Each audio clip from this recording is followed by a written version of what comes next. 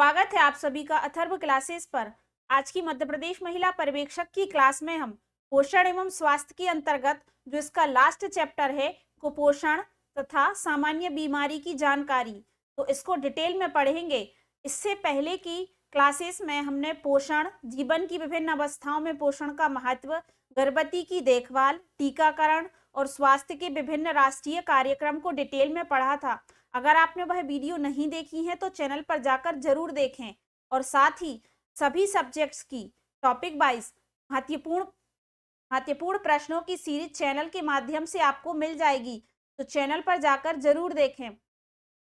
तो आइए समय व्यर्थ न करते हुए आज की क्लास शुरू करते हैं।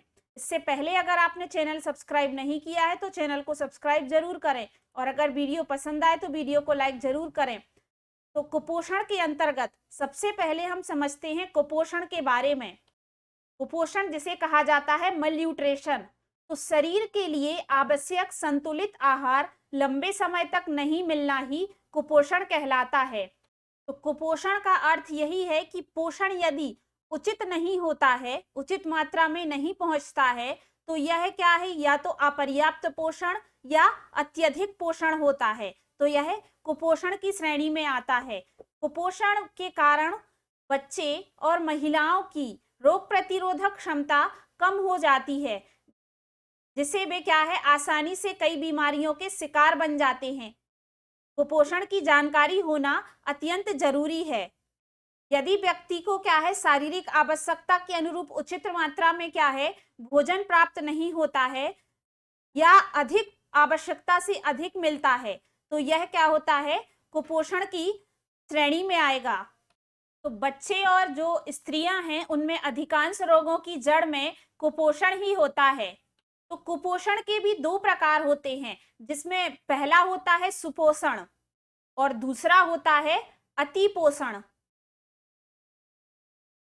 तो कुपोषण के दो प्रकार हैं, जिसमें पहला है सुपोषण। सुपोषण यानी कि कैलोरी, ऊर्जा का या प्रोटीन का क्या है, कम होना, और अतिपोषण का अर्थ है अधिक वजन या अधिक पोषण मिलना, जिसे कि मोटापा। तो यह अतिपोषण की श्रेणी में आएगा।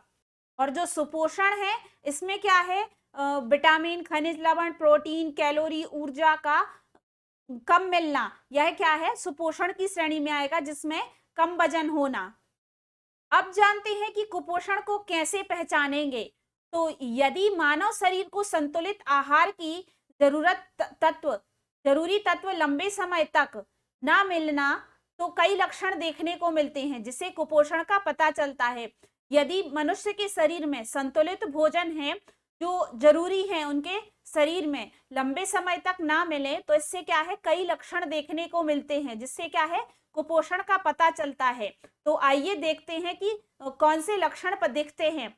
तो शरीर की वृद्धि रोकना, मांसपेशियां ढीली होना और सिकुड़ना, झुर्रियों युक्त पीले रंग की त्वचा होना, कार्य करने में शीघ्र थकान आना, मन में उत्साह का अभाव, चिड़चिड़ापन तथा घबराहट होना, बाल में रूप तथा चमक रहित होना या चमक ना होना, चेहरा कांतिहीन होना, आंखें धसी हुई और उसके चारों ओर जो काला व्रत बनना, शरीर का वजन कम होना तथा कमजोरी, नींद तथा पाचन क्रिया का गड़बड़ होना, हाथ पैर पतले और पेट बड़ा होना, शरीर में सूजन आना। तो ये सभी क्या हैं, कुपोषण के पता करने के लक्षण हैं। ये दिखाई देते हैं अगर व्यक्ति कुपोषित है, उसमें संतुलित आहार की कमी है। अब जानते हैं कि कुपोषण के कारण क्या है। तो विकसित राष्ट्रों की अपेक्षा विकासशील देशों में कुपोषण की संख्या बहुत ज्यादा बढ़ गई है। इसका प्रमुख कारण गरीबी, धन के अभाव में गरीब लोग पर्याप्त पौष्टिक चीजें जैसे दुग्ध, फल, घी इत्यादि नहीं खरीद पाते हैं, तो केवल अनाज से ही मुश्किल से पेट भर पाते हैं। तो ये भी एक बड़ा कारण है कुपोषण का। लेकिन इससे ज्यादा बड़ा कारण है, गरीबों के साथ साथ एक बड़ा कारण यह है भी अज्ञानता या निरक्षरता का, क्योंकि जो गांव देहात में रहने वाले लोग होते हैं, व्यक्ति हैं, उन्हें क्या है, संतुलित भोजन के बारे में जानकारी नहीं होती है। इस कारण क्या है कि वे स्वयं और अपने बच्चे को भोजन में जो आवश्यक वस्तुओं का समावेश होता है वह नहीं दे पाते हैं, वह उन्हें समावेश नहीं कर पाते हैं। इसके कारण क्या होते हैं, वे स्वयं तो रोगग्रस्त होते ही हैं, जो इसके कारण क्या है, कम पोषण के कारण वह खुद तो रोगग्रस्त होते ही, साथ में अपने परिवार को भी कुपोषण का शिकार बनाते हैं। इसके अलावा जानते हैं गर्भावस्था के दौरान लापरवाही। तो गर्भावस्था में कैसे कुपोषण का शिकार होती हैं महिलाएं? तो भारत में हर तीसरी गर्भवती महिलाओं में से एक कुपोषण की शिकार होने के कारण खून की कमी अथवा रक्त अल्पता की बीमारी से ग्रस्त हो जाती है। गर्भवती स्त्री को ज्यादा पौष्टिक भोजन की आवश्यकता होती है। तो गर्भवती महिलाओं की भी जो पौष्टिक भोजन है, भोजन की आवश्यकता है, वह क्या है, सामान्य स्त्री से ज्यादा होती है। और उन्हें यदि पौष्टिक भोजन नहीं दिया जाए तो वे क्या होती हैं, कमजोर होती हैं, और साथ में जो उनके होने वाला बच्चा है वह भी कमजोर और रोगग्रस्त होता है। कुपोषण जन्म या उससे पहले शुरू होता है और 6 माह से 3 वर्ष की अवधि में तीव्रता से बढ़ता है। 6 माह से 3 वर्ष की उम्र में बच्चे के लिए मां का दूध पर्याप्त नहीं होता है। तो ये बच्चे के बारे में बताया जा रहा है कि जन्म या उससे भी पहले शुरू होता है यह। तो यह गर्भावस्था में शुरू होता है और 6 माह से 3 वर्ष की अवधि तक यह क्या है, बढ़ता जाता है। तो इसमें बच्चे को क्या है, 6 माह से 3 वर्ष की उम्र में बच्चे के लिए मां का दूध पर्याप्त नहीं होता है। इसके अलावा भी उसे और पौष्टिक भोजन की जरूरत होती है। बचपन में कुपोषित बच्चों को बाद में सुधार की संभावना क्या होती है, बहुत कम होती है। मध्याह्न भोजन, छात्रवृत्ति, बाल श्रमिकों के लिए विशेष स्कूल आदि सहायक तो हैं, किंतु पहले 6 वर्षों के नुकसान की यह भरपाई नहीं कर सकते हैं। तो इस कारण क्या है, बच्चे कई बीमारियों से ग्रसित हो जाते हैं। इसके बाद देखते हैं कि जो कुपोषण है वह 6 रूपों में नजर आता है। तो किस प्रकार, जन्म के समय कम वजन होना, बचपन में बाधित विकास, अल्प रक्तता, विटामिन ए की कमी, आयोडीन कमी संबंधित बीमारियां, मोटापा, बच्चों में कुपोषण। तो ये क्या है, 6 कुपोषण के मुख्यतः 6 रूप नजर आते हैं। इसके बाद जो कुपोषण है वह मुख्यतः 2 रूपों में देखने को मिलता है, जिसमें सूखे वाला कुपोषण और सूजन वाला कुपोषण। तो यह 2 रूपों में देखने को मिलता है बच्चों में कुपोषण। कुछ कुपोषण के सूचक के बारे में देखते हैं। तो कुपोषण के सूचक, तो बच्चों की लंबाई, उम्र एवं लंबाई के अनुरूप उनका वजन कम होना, उनके हाथ पैर पतले होना और कमजोर होना, और पेट कैसा होना, बड़ा होना, बच्चों को बार बार संक्रमण होना और बीमार होना। तो ये क्या है, कुपोषण के सूचक हैं। इसके साथ देखते हैं मध्य प्रदेश में कुपोषण की क्या स्थिति है, जो कि महत्वपूर्ण है, ध्यान से सुनिएगा। तो मध्य प्रदेश में सरकारी आंकड़ों के अनुसार 55% बच्चे कम वजन के हैं और 55% बच्चों की जो मौतें हैं वह कुपोषण के कारण ही होती हैं। यूनिसेफ और महिला एवं बाल विकास विभाग के प्रकाशन वाले संजीवनी, जो बाल संजीवनी है, उसके अनुसार मध्य प्रदेश में देश के जो सर्वाधिक कम वजन के बच्चे हैं और यह स्थिति 1990 से यथावत है। तो सबसे ज्यादा कम वजन के बच्चे मध्य प्रदेश में ही हैं और यह 1990 से अभी तक वैसी की वैसी ही है। अगर हम देखें मध्य प्रदेश में बच्चों की स्थिति कैसी है, तो कुपोषण की दर 64% से बढ़कर 75% हो गई है, जिसमें 1 से 3 वर्ष के बच्चे आते हैं। तो यह कुपोषण की स्थिति बढ़ती जा रही है, जिसमें पहले 64% थी और अब बढ़कर 75% हो गई है, जिसमें 1 से 3 वर्ष के बच्चे ज्यादा हैं। 3 वर्ष की आयु के बच्चों में 4 से 3 बच्चे एनीमिया से ग्रसित हैं और 5 वर्ष से कम आयु के बच्चों में 1000 में से 4 बच्चे क्या हैं, रतौंधी से ग्रसित हैं। कुपोषण की मध्य प्रदेश में एक गंभीर जन स्वास्थ्य समस्या है। तो सारे राज्य में सर्वाधिक कम वजन के बच्चे यहाँ पर हैं। तो सभी राज्यों में सबसे ज्यादा कम वजन के बच्चे मध्य प्रदेश में ही हैं और सर्वाधिक कम वजन के बच्चों की संख्या सन 1990 से नहीं बदली है। कुपोषण विकास और सीखने की क्षमता के लिए एक खतरा है। बच्चों में कुपोषण की स्थिति राज्य की अर्थव्यवस्था पर भारी बोझ है। तो मध्य प्रदेश में बच्चों की कुपोषण की दृष्टि से स्थिति बहुत ही ज्यादा खराब है। इसमें अगर देखा जाए तो 3 वर्ष की आयु के जो बच्चे हैं वह 4 में से 3 बच्चे क्या है, एनीमिया से ग्रसित हैं और 5 वर्ष की आयु में जो बच्चे 1000 में से 4 बच्चे क्या हैं, रतौंधी से ग्रसित हैं। तो इस प्रकार जो सर्वाधिक कम वजन के बच्चे हैं वह भी मध्य प्रदेश में ही हैं और 1990 से अभी तक स्थिति में कोई बदलाव नहीं है। इसके बाद देखेंगे कि कुपोषण नियंत्रण पर प्रभावी पहल क्या क्या है। तो सबसे पहले कुपोषण के निहित कारण देखेंगे और उसके लिए प्रभावित पहल देखेंगे। तो सबसे पहला है घरों में खाद्य संकट का। तो यह कुपोषण का एक निहित महत्वपूर्ण कारण है जिसमें घरों में खाद्य संकट है।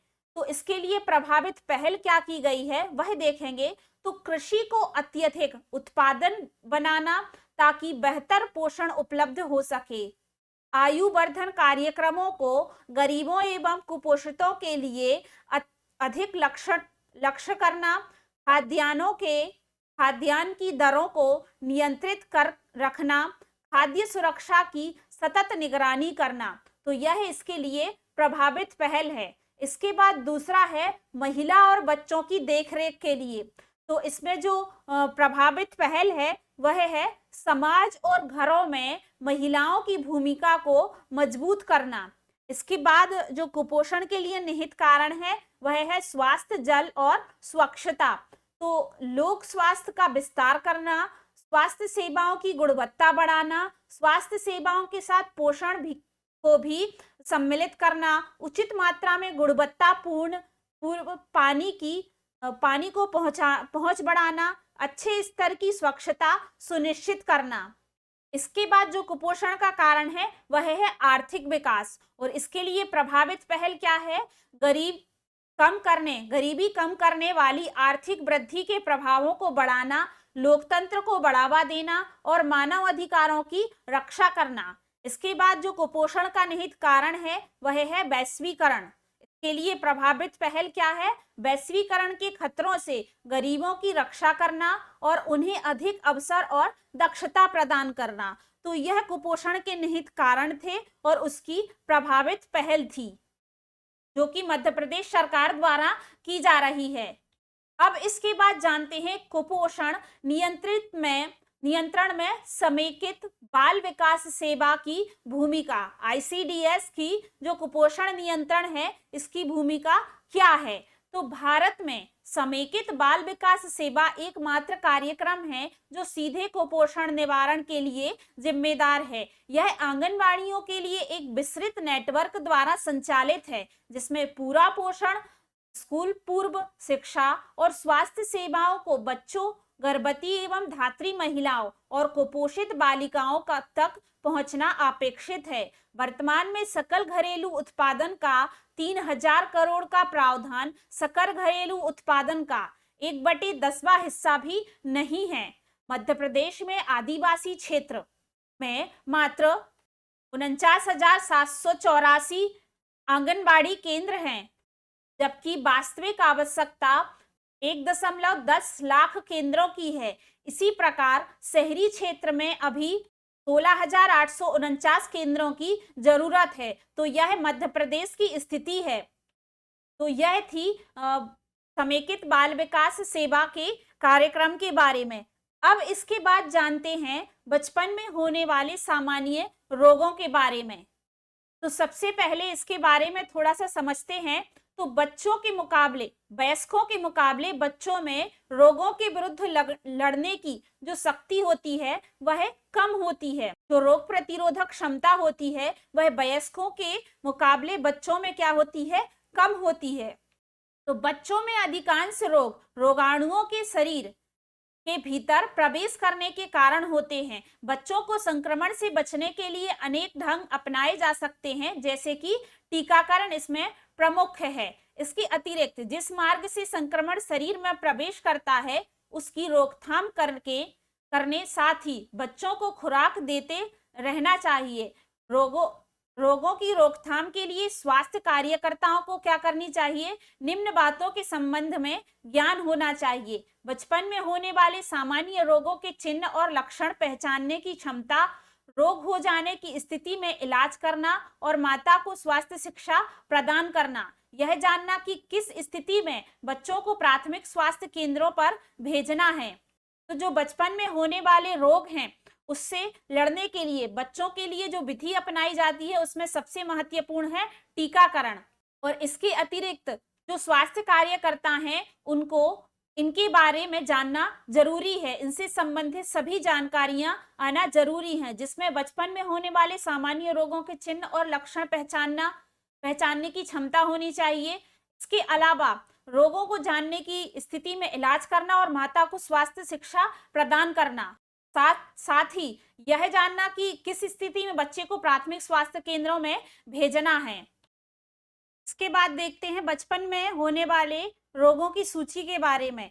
तो जिसमें सबसे पहला है जुखाम, खांसी, आंख का संक्रमण, श्लेष्मा झिल्ली का प्रदाह, ट्रैकोमा जिसे कुकरे भी कहा जाता है, कान का संक्रमण, त्वचा का संक्रमण, एलर्जी, त्वचा का संक्रमण जो कि है द्वंद्व, दाद, दस्त, कब्ज, कृमि, निमोनिया, निर्जलीकरण या डिहाइड्रेशन, अपच, उल्टियां, नितंबों के फोड़े। तो ये सभी बचपन में होने वाले आम रोगों की सूची है। इसके बाद देखेंगे कि मानव में होने वाले रोग कौन कौन से हैं और किस प्रकार के होते हैं। तो मानव में होने वाले रोगों में सबसे पहला है जीवाणु जनित रोग, बैक्टीरिया से होने वाले रोग, विषाणु जनित रोग, वायरस से, प्रोटोजोआ जनित रोग, कवक यानी कि फंगस जनित रोग, आनुवांशिक जेनेटिक जनित रोग। तो ये 5 प्रकार के रोग हैं जिसमें जीवाणु जनित रोग, विषाणु जनित रोग, प्रोटोजोआ जनित रोग, कवक जनित रोग और आनुवांशिक जनित रोग होते हैं। तो अब इनसे संबंधित हम सभी रोगों को डिटेल में पढ़ेंगे। सबसे पहले जानते हैं मानव में जीवाणु द्वारा होने वाले रोग और उनसे प्रभावित अंग और लक्षण। तो रोगों में सबसे पहला है निमोनिया, जिसका जीवाणु है डिफ्लोकोकस निमोनी। तो ये याद रखिए कि निमोनिया रोग का जीवाणु है डिफ्लोकोकस निमोनी और इसका जो प्रभावित अंग है वह है फेफड़े। रोग के लक्षण है फेफड़ों में संक्रमण, फेफड़ों में जल भर जाना, तीव्र ज्वर, सांस लेने में पीड़ा होना। इसके बाद दूसरा रोग है टिटनेस रोग, तो जिसका जीवाणु है क्लास्ट्रीडियम टेटनी। ये याद रखिए, महत्वपूर्ण है, प्रश्न पूछा जा सकता है कि टिटनेस रोग का जीवाणु वाहक कौन है, तो वह है क्लास्ट्रीडियम टेटनी और इससे जो प्रभावित अंग है वह है तंत्रिका तंत्र तथा मांसपेशियां। इसकी जो रोगों के लक्षण हैं वह शरीर में झटका लगना, जबड़ा ना खुलना, बेहोशी आदि। तो ये टिटनेस रोग के लक्षण हैं। इसके बाद जो अगला रोग है वह है मियादी बुखार या टाइफाइड फीवर, तो जिसका जीवाणु है साल्मोनेला टाइफी, साल्मोनेला टाइफी और इससे प्रभावित अंग है आंत्र। इसकी जो लक्षण है वह है ज्वर, दुर्बलता, अधिक प्रकोप होने पर आंत्रों में छेद हो जाना। तो यह मियादी बुखार यानी कि टाइफाइड के लक्षण थे। इसके बाद है कुष्ठ रोग, जिसके जीवाणु का नाम है माइकोबैक्टीरियम लेप्री, जिसके नाम पर इसका नाम रखा गया है लेप्रोसी। कुष्ठ रोग को लेप्रोसी कहा जाता है और इसका नाम होता है माइकोबैक्टीरियम लेप्री, जिसमें जो प्रभावित अंग है वह है त्वचा तथा तंत्रिकाएं। रोगों के लक्षण इसमें है व्रणों तथा गांठों का बन जाना, हाथ तथा पैरों की उंगलियों के ऊतकों का धीरे धीरे क्या होना, नष्ट होना। इसके बाद है क्षय रोग या ट्यूबरक्यूलोसिस या टीबी। इसका जो इससे पहले इसके जीवाणु का नाम देखेंगे तो माइकोबैक्टीरियम ट्यूबरक्यूलोसिस। इससे जो प्रभावित अंग है शरीर का कोई भी अंग, विशेष करके फेफड़े। और इसके लक्षण हैं ज्वर, खांसी, दुर्बलता, श्वास फूलना, बलगम आना तथा थूक में रुधिर का आना। तो यह टीबी के लक्षण हैं। इसके बाद जो अगला रोग है वह है हैजा। तो हैजा जिसका जीवाणु है विब्रियो कोमा या विब्रियो कोलेरा। तो इससे प्रभावित अंग आंत्र या आहार नाल है। के जो लक्षण है वह है निर्जलीकरण, बवन या दस्त। तो इस प्रकार आपको जो रोग हैं और इससे प्रभावित होने वाले अंग, इसके लक्षण और जीवाणु याद करने में आसानी होगी अगर इस प्रकार आप चार्ट के माध्यम से याद करेंगे। तो आप एक साइड रोग, जीवाणु, प्रभावित अंग और उसके लक्षण ऐसे आप अपनी कॉपी में लिख सकते हैं और आसानी से उसे याद कर सकते हैं। तो इसके बाद जो अगला है वह है काली खांसी। तो जिसका जीवाणु है हीमोफिलस पर्ट्यूसिस और इससे प्रभावित अंग है श्वसन तंत्र। इसके लक्षण है निरंतर आने वाली तेज खांसी, खांसी के साथ बमन आना। तो ये इसके प्रभावित अंग हैं। इसके बाद जो अगला रोग है वह है प्लेग। तो प्लेग का जीवाणु का नाम है पास्ट्यूरेला पेस्टिस और इससे प्रभावित अंग है बगले या कांखे, फेफड़े, लाल रुधिर कणिकाएं। इसके जो लक्षण हैं तीव्र ज्वर, कानों में गिल्टी का निकलना और बेहोशी। तो ये इसके लक्षण थे।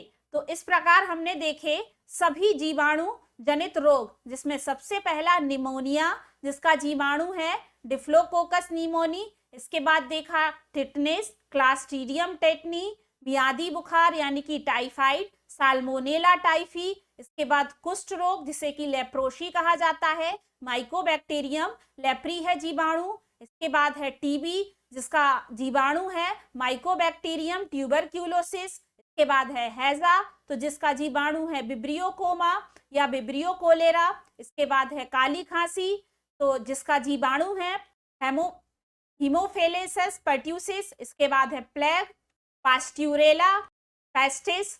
तो इस प्रकार ये जीवाणु जनित रोग थे। इसके बाद देखेंगे विषाणु जनित रोग। तो मानव में विषाणु द्वारा होने वाले कुछ रोग, तो जिसमें सबसे पहला है गलसुआ या जिसे मप्स कहा जाता है। तो मप्स में जो प्रभावित अंग है वह है पेरोटिस लार ग्रंथियां प्रभावित अंग हैं। अगर इस रोग के लक्षण की बात करें तो लार ग्रंथियों में सूजन, अग्नाशय, अंडाशय और वृषण में सूजन, ज्वर, सर दर्द तथा इस रोग में बाध्यता होने का भय रहता है। तो यह इसके लक्षण थे। इसके बाद दूसरा रोग है विषाणु जनित रोग रोहे या ट्रकोमा। तो इससे जो प्रभावित अंग है वह है नेत्र। रोगी के अगर लक्षण की बात करें तो नेत्रों में सूजन, जोड़ों में दर्द, तेज बुखार आना। इस रोग के बाद है डेंगू। तो डेंगू का जो प्रभावित अंग है वह है मांसपेशी एवं जोड़। इस रोग के लक्षण की बात करें तो सर दर्द होना, जोड़ों में दर्द होना, तेज बुखार आना। इसके बाद है फ्लू या इन्फ्लुएंजा। तो जिसका प्रभावित अंग है श्वसन तंत्र। रोग का लक्षण है ज्वर, शरीर में पीड़ा, सर दर्द और जुकाम, खांसी। इसके जो प्रभावित अंग है वह है तंत्रिका तंत्र और रोग का लक्षण क्या है पीड़ा, ज्वर, पानी से अत्यधिक भय, मांसपेशियां तथा श्वसन तंत्र में लकवा, बेहोशी और बेचैनी। तो यह इस रोग के लक्षण थे। इससे जो प्रभावित अंग है वह है तंत्रिका तंत्र। इसके बाद है खसरा या मीजल्स। तो खसरा जिससे प्रभावित अंग है संपूर्ण शरीर और इसके लक्षण को देखें अगर तो ज्वर, पीड़ा, संपूर्ण शरीर में हरास, नेत्रों में जलन, आंख तथा नाक से पानी बहना। तो यह इसके लक्षण थे। इसके बाद देखते हैं चेचक यानी कि स्मॉल पॉक्स। तो प्रभावित अंग है संपूर्ण शरीर विशेषकर चेहरा तथा हाथ पांव और इसके लक्षण की बात करें तो ज्वर, पीड़ा, जलन व बेचैनी, संपूर्ण शरीर पर फफोले होना। इसके बाद है पोलियो। तो पोलियो भोजन व पानी के साथ शरीर में प्रवेश करने वाला विषाणु है। याद रखिए कि यह भोजन व पानी के साथ शरीर में प्रवेश करने वाला विषाणु है पोलियो, और पोलियो से जो प्रभावित अंग है वह है तंत्रिका तंत्र, और इसके लक्षण देखेंगे तो मांसपेशी के संकुचन में अवरोध तथा हाथ व पैरों में लकवा लगना। इसके बाद अगला रोग है हर्पीस। तो यह इसमें जो प्रभावित अंग है वह है त्वचा व श्लेष कला। इसके लक्षण में देखें तो त्वचा में जलन, बेचैनी और शरीर पर फोले पड़ना। यह हर्पीस रोग के लक्षण थे। इसके बाद जो अगला रोग है वह है मस्तिष्क शोथ, तो जिससे प्रभावित अंग है तंत्रिका तंत्र, और इसके लक्षण है ज्वर, बेचैनी, दृष्टि दोष, अनिद्रा और बेहोशी। तो यह थे विषाणु द्वारा होने वाले रोग।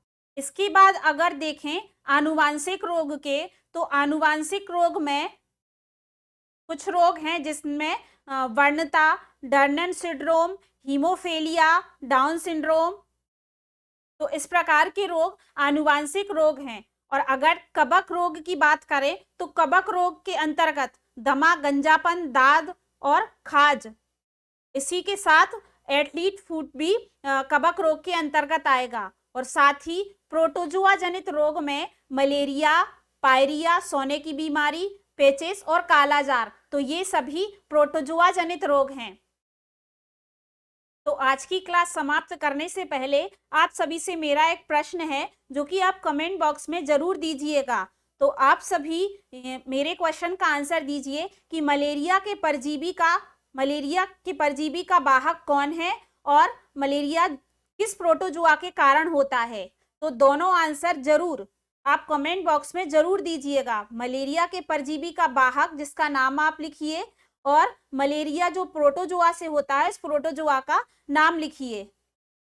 तो आज की क्लास यहीं पर समाप्त करते हैं। आशा करते हैं आज की क्लास आपको पसंद आई होगी। अगर वीडियो पसंद आई है तो लाइक जरूर करें और ज़्यादा से ज़्यादा लोगों तक शेयर करें। और अगर आपने अभी तक चैनल सब्सक्राइब नहीं किया है तो चैनल को सब्सक्राइब जरूर करें, बेल आइकन जरूर प्रेस करें ताकि आने वाली वीडियो का नोटिफिकेशन आप तक पहुंच सके। और अगर आपने इससे पहले की क्लासेस नहीं देखी हैं तो चैनल पर जाकर जरूर देखें। सभी सब्जेक्ट्स की थ्योरी क्लास और महत्वपूर्ण प्रश्नों की क्लास आपको चैनल के माध्यम से मिल जाएगी। चैनल पर आपको मध्य प्रदेश महिला पर्यवेक्षक नाम से प्लेलिस्ट मिल जाएगी जिसमें आपको सभी वीडियो मिल जाएंगी। तो बस आपको वीडियो को देखते रहना है और हमारे चैनल के साथ जुड़े रहना है। तो जल्दी हम अपनी अगली वीडियो के साथ मिलते हैं। धन्यवाद।